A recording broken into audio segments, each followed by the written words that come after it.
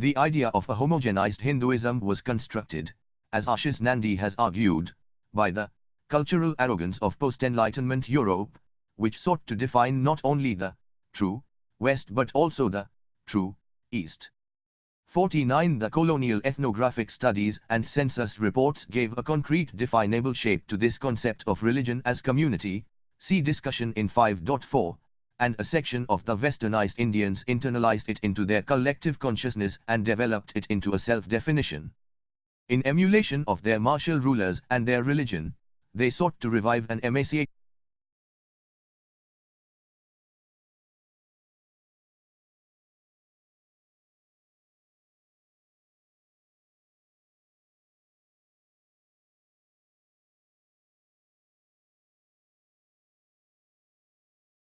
Hinduism as an effective antidote against alien cultural intervention that continually stereotyped the colonized society as effeminate. So the term revivalism itself remained problematic, as it did not mean resurrecting a forgotten and obsolete past, but reconstituting the past in the service of the present. Many of the social practices and symbols that were being revived or defended were already continuing or were in existence in collective memory. And not all social customs of the past were being revived either. There was only a selective absorption of specific aspects of the past and adapting them to the present-day needs of nation building. Some of these so-called revivalist leaders and intellectuals were actually caught between the mythical past and a rationalist present, and their unhappy consciousness sought to resolve this dilemma by taking shelter in an imaginary history. Parth Chatterjee has called this phenomenon the central problematic of early Indian nationalism. In conceiving nationalism, the Indian nationalists were obviously influenced by ideas from European bourgeois experience, but Indian nationalism did not develop only because of Western modular influences. As we have already seen,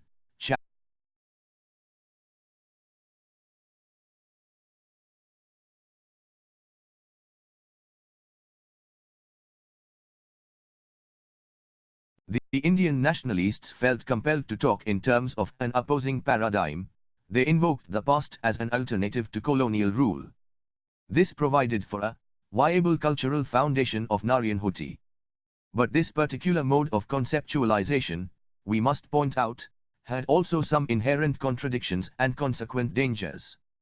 First of all, as it has been pointed out, this very construction of cultural nationalism was prompted by Orientalist cognition that located Hinduism in a high textual tradition.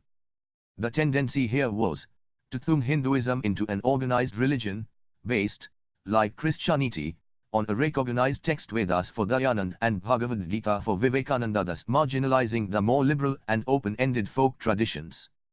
And when this reconstituted Hinduism became the foundational idea for imagining a nation, that Hindu nationalism, as Christophe Jetrelot has convincingly argued, largely reflect the Brahminical view of the high caste reformers. This particular cultural discourse of nationalism therefore failed to appeal to the non-Brahman and lower caste masses of India. More on this in chapter 7.2. It also used the past very selectively and readily accepted, often uncritically, the Orientalist stereotype of medieval Muslim tyranny and decline, as against ancient Hindu glory. This inevitably led to the unhappy consequence of alienating the Muslims who became suspicious of Hindu majority rule. This nationalism, which grew in strength in the late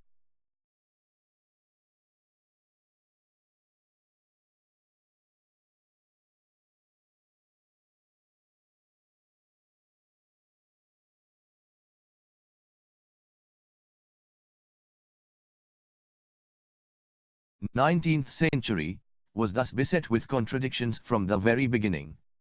Not only were the Muslims alienated by this militant brand of Hinduism, it has been argued by Richard Fox that the articulation of a distinctive Sikh identity through an organized Singh Sabha movement in the late 19th century was directly the result of the Arya Samaj campaign in Punjab, particularly of its attacks on Guru Nanak.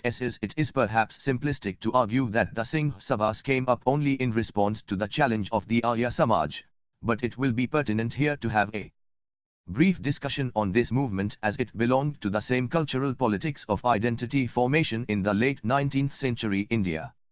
There were in fact many reasons behind the rise of this movement, such as the emergence of a small Sikh elite in the 19th century and their indignation about relative exclusion of the Sikhs from education and employment in Punjab, the influence of the Brahmo Samaj and Anjuman-i-Punjab, the proselytizing activities of the Christian missionaries, the colonial stereotyping of the Sikh identity and their decline, official control of the Sikh holy places, and so on. The first Singh Sabha was started in Amritsar in 1873 and another in Lahore 6 years later. Between 1880 and 1900, 115 Singh Sabhas were founded mostly in Punjab, but some also in other parts of India and abroad. The main theme of this movement, as in the case of Hindu revivalism, was the perceived notion of decline of the Sikhs and the necessity to retrieve the image of Tat Khalsa or pure Sikhs, as it was prevalent in the 18th century during the heyday of Sikhism. The cultural movement involved a purification of Sikhism by purging all popular elements and impurities such as the influence of polytheism and idolatry, often openly visible in the holy shrines.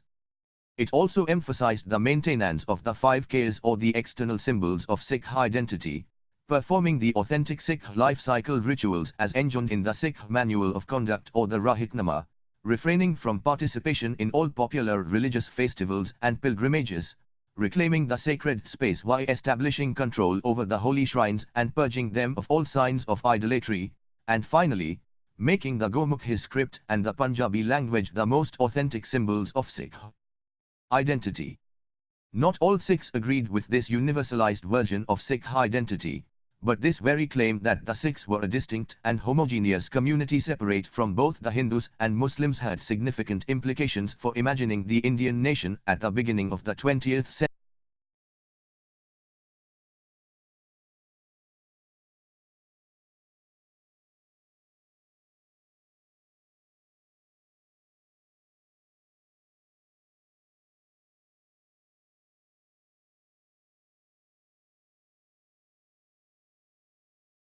The rise of extremism and the Swadeshi movement. When the failure of moderate politics became quite apparent by the end of the 19th century, a reaction set in from within the Congress circles, and this new trend is referred to as the Extremist Trend. The moderates were criticized for being too cautious, and their politics was stereotyped as the politics of mendicancy. This extremism developed in three main regions and under the leadership of three important individuals: Bipin Chandra Pal in Bengal, Bal Gangadhar Tilak in Maharashtra, and Lala Lajpat Rai in Punjab. In other areas extremism was less powerful, if not totally absent. Many causes are cited to explain the rise of extremism. Factionalism, according to some historians, is one of them, as at the turn of the century we observe a good deal of faction fighting at almost every level of organized public life in India. In Bengal there was division within the Brahmo Samaj and bitter journalistic rivalry between the two newspaper groups, the Bengali, edited by moderate leader Surendranath Banerjee, and the Amrita Bazar Patrika, edited by the more radical Morilal Ghosh. There was also faction fighting between Aurobindo Ghosh on the one hand and Bipin Chandra Pal and Brahmabandhu Upadhyay on the other, over the editorship of Band Matram. In Maharashtra there was competition between Gokhale and Tilak for controlling the Pune Sarvajnik Sabha. The contest came to the surface when in 1895 Tilak captured the organization, and the following year Gokhale started his rival organization, the Deccan Sabha. In Madras three factions, the Mylapore clique, the Egmore clique, and the suburban elites fought among each other. In Punjab, the Arya Samaj was divided after the death of Dayanand Saraswati, between the more moderate college group and the radical revivalist group. One could argue therefore, that the division in Congress between the moderates and the extremists was just faction fightings that plagued organized public life everywhere in India around this time. But the rise of extremism cannot be explained in terms of factionalism alone. Frustration with moderate politics was definitely the major reason behind the rise of extremist reaction. The Congress under moderate leadership was being governed by an undemocratic constitution. Although after repeated attempts by Tilak a new constitution was drafted and ratified in 1899, it was never given a proper trial. The Congress was also financially broke, as the capitalists did not contribute and the patronage of a few rajas and landed magnates was never sufficient. The social reformism of the moderates, inspired by Western liberalism, also went against popular orthodoxy. This came https://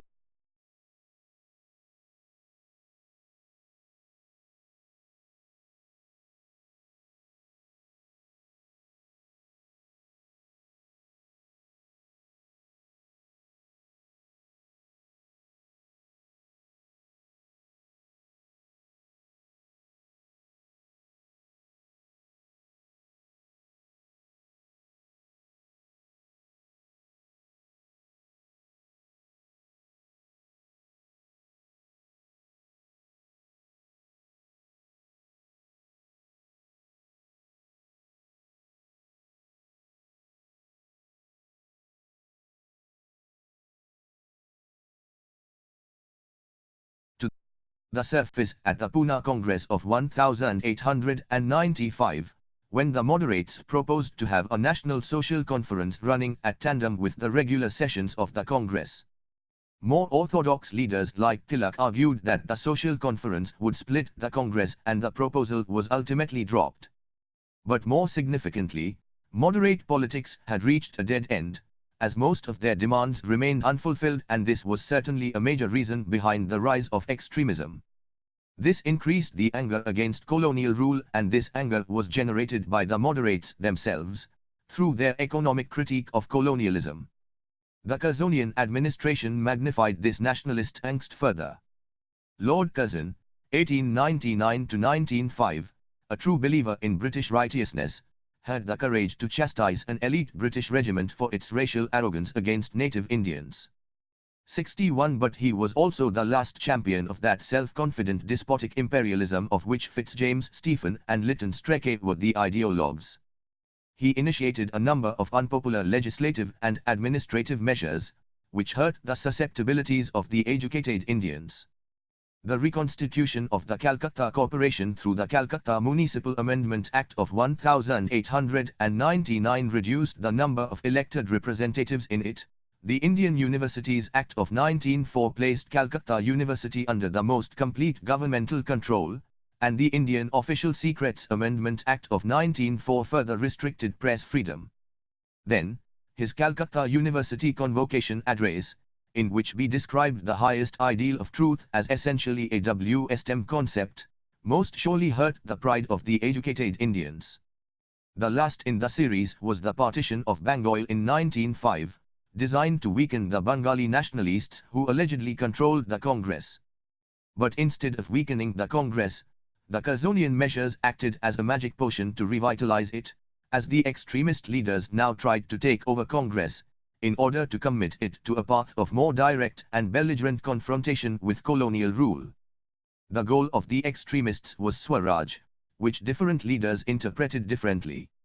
For Tilak it meant Indian control over the administration, but not a total severance of relations with Great Britain. Bipin Pal believed that no self-government was possible under British paramountcy, so for him Swaraj was complete autonomy, absolutely free of British control. Aurobindo Ghosh in Bengal also visualized Swaraj as absolute political independence. However, for most others Swaraj still meant self-rule within the parameters of British imperial structure. The radicalization was actually visible.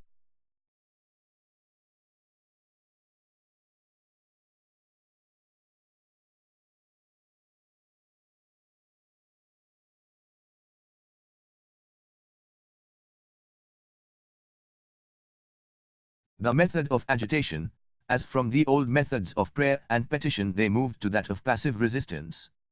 This meant opposition to colonial rule through violation of its unjust laws, boycott of British goods and institutions, and development of their indigenous alternatives, i.e., Swadeshi and national education.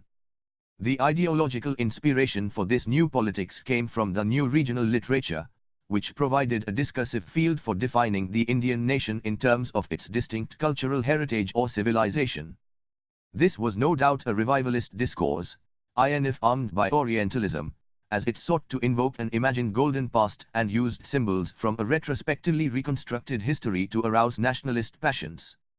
This was also a response to the gender discourse of colonialism that had established a teleological connection between masculinity and political domination, stereotyping the colonized society as effeminate, and therefore unfit to rule. This created a psychological compulsion for the latter to try to recover their virility in kshatriyahood in an imagined iron past, in order to establish the legitimacy of their right to rule. 62 historical figures who had demonstrated valor and prowess were now projected as national heroes. Tilak started the Shivaji festival in Maharashtra in April 1896, and soon these ideas became popular in Bengal, where a craze for national hero worship began.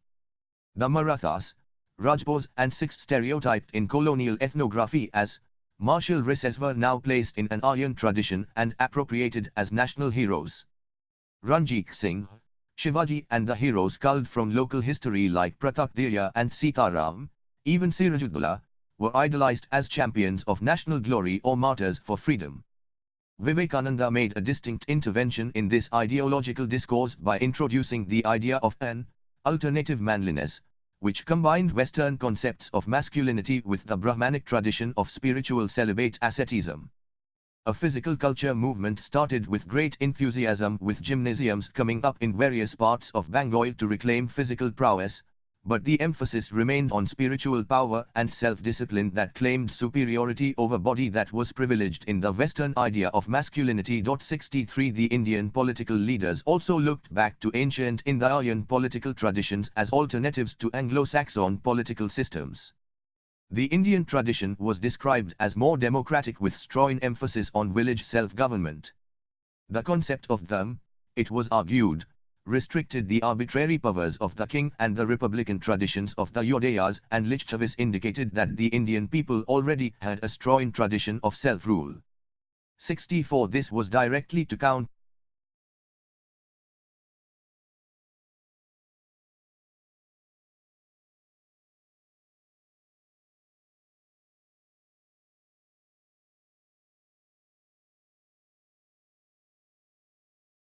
and moderate argument that British rule was an act of providence to prepare Indians for self-government. Indeed, at this stage, this was the central problematic of Indian nationalism. The moderates had wanted the Indian nation to develop through a modernistic course, but modernism being a Western concept, this meant an advocacy of the continuation of colonial rule. The extremists, on the other hand, sought to oppose colonial rule and therefore had to talk in terms of a non-Western paradigm. They tried to define the Indian nation in terms of distinctly Indian cultural idioms, which led them to religious revivalism, invoking a glorious past, sometimes even unquestioned acceptance and glorification of that past. But their Hinduism was only a political construct, not defined by any definite religious attributes. As the 19th century Englishmen claimed ancient Greece as their classical heritage, the English-educated Indians also felt proud of the achievements of the Vedic civilization. This was essentially an imaginary history. 67 With a specific historical purpose of instilling a sense of pride in the minds of a selected group of Indians involved in the process of imagining their nation. Some of the leaders, like Tilak or Aurobindo, also believed that this use of Hindu mythology and history was the best means to reach the masses and mobilize them in support of their politics. The veteran moderate politicians refused to accommodate these new trends within the Congress policies and programs, and this led to the split in the Congress in its Surat session in 1907. But before going into the bizarre story of the Surat split in the Congress, 1907, we may look into the history of the Swadeshi movement in Bengal, 1905-11, which may be described as the best expression of extremist politics. The movement began as an agitation against the partition of Bengal in 1905, which Lord Curzon had designed as a means of destroying political opposition in this province. The Bengal Presidency as an administrative unit was increasing in size with the accretion of territories through conquest and annexation. As a result, its frontiers at one point extended to Sutlej in the northwest, Assam on the northeast and Erkan on the southeast. The presidency was indeed of an unwieldy size, and therefore the necessity to partition Bengal was being discussed since the time of the Orissa famine of 1866. In 187 Assam was actually separated with 3 million people, while 3 Bengali-speaking areas, i.e., Silhaik, Golpara and Kutcha, were also added to it. Safeguarding the interests of Assam, rather than weakening Bengal, seemed to have been the more important consideration behind the policy decision at Ht.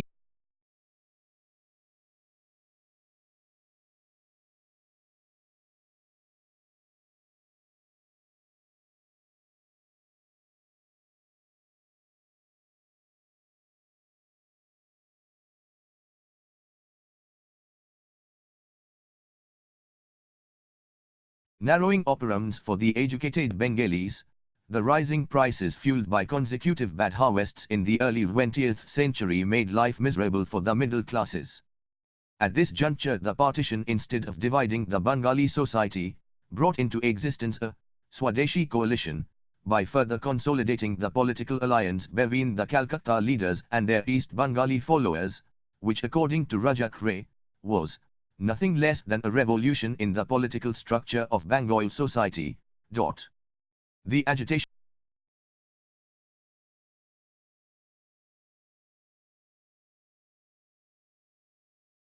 agitation against the partition had started in 1903, but became stronger and more organized after the scheme was finally announced and implemented in 1905. The initial aim was to secure the annulment of partition, but it soon enlarged into a more broad-based movement, known as the Swadeshi movement, touching upon wider political and social issues. Sumik Sarkar, 1973, has identified 4 major trends in Bengal Swadeshi, namely, the moderate trend, constructive Swadeshi, political extremism and revolutionary terrorism. Periodization of these trends, he argues, is not possible as all the trends were present more or less simultaneously throughout the period. To summarize Sarkar's exposition here, the moderates began to criticize the partition scheme ever since it was announced in 1903. Assuming that the British would be amenable to arguments, through prayers, petitions and public meetings, they sought to revise the scheme in its formative stage. But when they failed to do so and the partition was announced in 1905, they took the first initiative to transform the narrow agitation into a wider Swadeshi movement.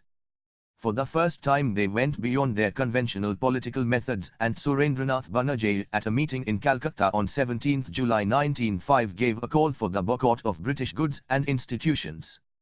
At another mass meeting at Calcutta Town Hall on 7 August a formal boycott resolution was passed, which marked the beginning of the Swadeshi movement. This was also the first time that the moderates tried to mobilize other than the literate section of the population. Some of them participated in the national education movement, some of them even got involved in labor strikes. But their political philosophy remained the same, as they only sought to pressurize British Parliament to secure an annulment of partition and could not conceptualize boycott as a step towards the regeneration of national economy or start a full-scale passive resistance. As a reaction, a new trend developed with emphasis on self-reliance, village-level organization and constructive programs to develop indigenous or Swadeshi alternatives for foreign goods and institutions. By 1905, as Sarkar demonstrates, our main currents were visible in this extremist age.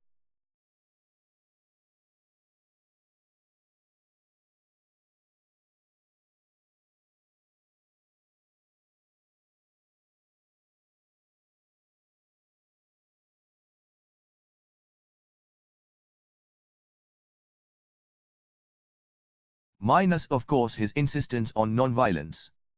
This political program obviously required mass mobilization, and religion was looked at by leaders like Aurobindo Ghosh as a means to reach the masses. Religious revivalism therefore was a main feature of this new politics. Bhagavad Gita became a source of spiritual inspiration for the Swadeshi volunteers, and Hindu religious symbols, usually Sakta imageries, were frequently used to mobilize the masses.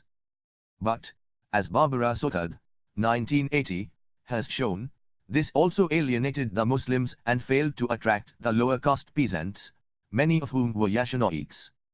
The other method of mass mobilization was to organize samitis. Prior to the banning of the 5 principal samitis in 1909, they were engaged in various forms of mobilizing efforts, such as moral and physical training, philanthropic work, propagation of the Swadeshi message, organization of the Swadeshi craft, education, arbitration courts, etc. But these mass mobilization efforts ultimately failed, as the membership of the samitis did not extend much beyond the ranks of educated Bhadralok, and this high caste Hindu gentry leadership alienated the lower caste peasantry by often using their coercive power. And not just physical coercion that was used.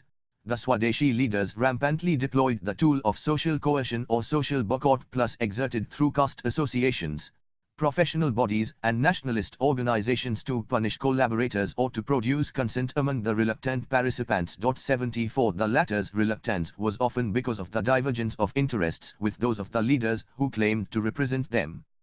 Swadeshi alternatives were often more expensive than British goods. National schools were not adequate in number. Moreover, some of the lower caste peasants, like the Rajbansis in North Bengal or the Namasudras in the east, had developed around this time aspirations for social mobility and self-respect, which the Swadeshi movement, devoid of any social program, failed to accommodate or even recognize. 75 The other method of mass mobilization of the Swadeshis was to organize labor strikes, primarily in the foreign-owned companies. But here too the nationalists could penetrate only into the ranks of white-collar workers, while the vast body of Hindustani labor force as well as the plantation labor remained untouched by such nationalist efforts. It was primarily because of this failure of mass mobilization that the boycott movement failed to affect British imports into India. And by 1908 political extremism had definitely declined, giving way to revolutionary terrorism. But certainly another contributory factor behind this decline was the Surat split of 19.